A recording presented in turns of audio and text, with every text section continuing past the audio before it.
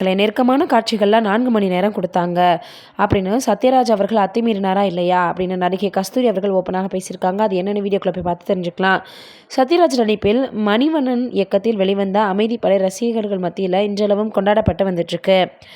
இந்த படத்தில் சத்யராஜ் கஸ்தூரிக்கு அல்வாவில் பார்த்தோன்னா மயக்க மருந்து கொடுத்து ரொம்பவே அவங்கள பார்த்தோன்னா கர்ப்பமாகிடுவார் அப்படின்றதான் உண்மை. அந்த காட்சியில் நடித்தது குறித்து உங்களுடைய கருத்து என்ன? சத்யராஜ் மோசமாக நடந்துக்கிட்டாரான்னு கஸ்தூரியிடம் கேள்வி எழுப்பியிருக்காங்க. இது தொடர்பாக பேசிய கஸ்தூரி, சத்யராஜ் மிகவும் நல்ல மனிதர். அந்த நெருக்கமான காட்சியில் நடித்தது என் நினைவில் இருக்குது.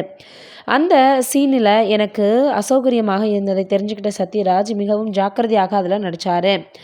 அந்த காட்சியை மட்டும் நாங்கள் 4 மணி நேரம் எடுத்தோம். நாங்கள் இதை நடிக்கவே பார்த்தோன்னா நடிப்பாகவே நினைக்கல.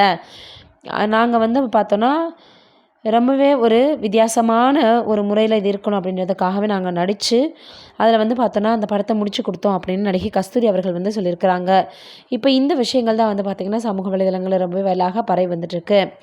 எத்தனையோ பேர் ஒவ்வொரு தொழிலையும் செய்கிறதுக்காக பல கஷ்டங்களை அனுபவித்து வந்துட்டுருக்காங்க. ஆனால் இன்னும் ஒரு சிலர் பார்த்தோன்னா ரொம்பவே கஷ்டங்கள் இல்லாமலேயே வாழ்க்கையை ஓட்டிகிட்ருக்காங்க. எதுவாக இருந்தாலும் எந்த இடத்துலையாவது நம்மளுக்கு நிச்சயமாக பார்த்தோன்னா இந்த மாதிரியான சில விஷயங்கள் தேவைப்படும் அப்படின்றதா உண்மையும் கூட.